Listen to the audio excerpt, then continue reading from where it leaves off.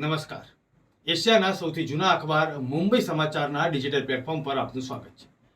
મિત્રો, ગુજરાત સહિત દેશભરમાં મેઘરાજાએ અલગ અલગ જગ્યાએ સટાસટી અને ધડબડાટી બોલાવી. ગુજરાતમાં પણ મેઘરાજાનું રૌદ્ર સ્વરૂપ જોવા મળ્યું.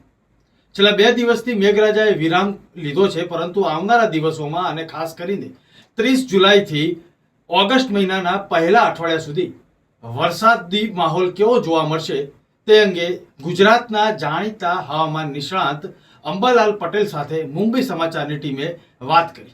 આવો જોઈએ અંબાલાલ કાકાએ કેવી આગાહી કરી છે. કેટલો વરસાદ પડવાનો છે? હમણાં વરસાદની શરૂઆત થવા જઈ રહી છે. બંગાળ ઉપસાગરની એક મજબૂત સિસ્ટમ ગુજરાત તરફ આવી રહી છે, જેના કારણે ગુજરાતમાં લગભગ તારીખ 30મી રાતથી જ વરસાદ થવાની શક્યતા રહેશે.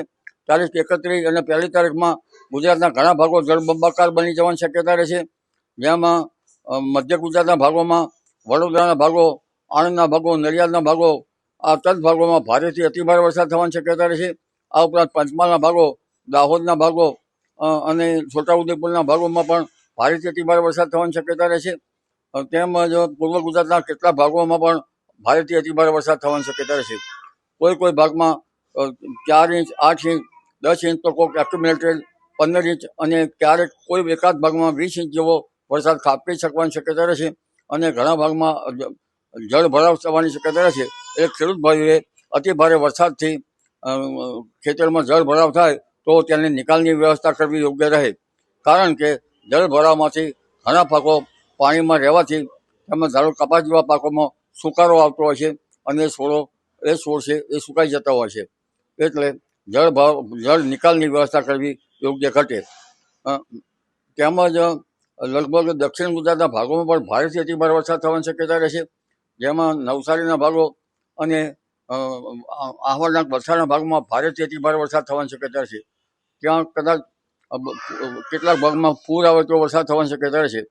ઉલ્લેખનીય છે કે ઉત્તર ગુજરાતના ભાગો, મહેસાણાના ભાગો, આ ઉપરાંત બનાસકાંઠાના ભાગો, તેમજ લગભગ પાટણ સમી હારીજના ભાગો, રાધનપુરના ભાગો અને આ ઉપરાંત ઊંઝાના ભાગો, સિદ્ધપુરના ભાગો, વિસનગરના ભાગો, આ ભાગોમાં પણ વરસાદ થવાની શક્યતા રહેશે.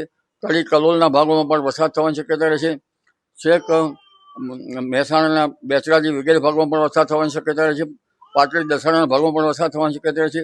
સુરેન્દ્રનગરના ભાગોમાં પણ વરસાદ થવાની શક્યતા રહેશે. કેટલાક ભાગમાં ભારે વરસાદ થવાની શક્યતા રહેશે. ધાંગધ્રા, મોરબી અને રાજકોટના ભાગોમાં વરસાદ થવાની શક્યતા રહેશે. ઉલ્લેખનીય છે કચ્છના ભાગોમાં પણ વરસાદ થવાની શક્યતા રહેશે. જામનગરના ભાગોમાં પણ હળવો ભારે વરસાદ થવાની શક્યતા રહેશે. એટલે આ સિસ્ટમ ઉત્તર ગુજરાતના ભાગોમાં પણ વરસાદ આપી જશે. સાબરકાંઠાના ભાગો, અરવલ્લીના ભાગોમાં પણ વરસાદ થવાની શક્યતા રહેશે. એટલે ખાસ કરીને ઘણા ભાગોમાં ભારેથી અતિભારે વરસાદ થવાની શક્યતા રહેશે. પણ ઉલ્લેખનીય છે કે ત્રીજી ઓગસ્ટથી આશ્લેષા નક્ષત્ર બેસે છે અને આશ્લેષા નક્ષત્રમાં જો વરસે તો કહેવાય છે કે આશ્લેષા ચગી તો ચગી ને ફગી તો ફગી. એટલે જો 3 ઓગસ્ટથી ભારે વરસાદી ઝાપટા શરૂ થઈ જાય, આશ્લેષાનું પાણી મોટા પ્રમાણમાં વરસાદ થવાની શક્યતા રહેશે અને ત્યાંનું પાણી જોરાવર હોય છે.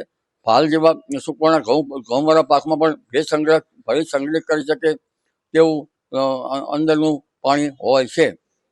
એટલે આ વરસાદ ત્યારબાદ તારીખ 9થી પણ આગળ 9થી 13 કે 14માં વરસાદ થવાની શક્યતા રહેશે.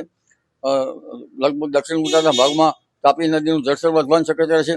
આ ઉપરાંત આ વરસાદ જે છે તેના કારણે મધ્યપ્રદેશમાં ભારેથી અતિભારે વરસાદ થવાથી નર્મદાના જળસ્તરમાં વધારો થાય, એટલે નર્મદા બંધની પાણીની સપાટી પણ ઊંચે જવાની શક્યતા રહેશે. તેમજ કેટલીક નદીઓમાં પૂર આવવાની શક્યતા રહેશે.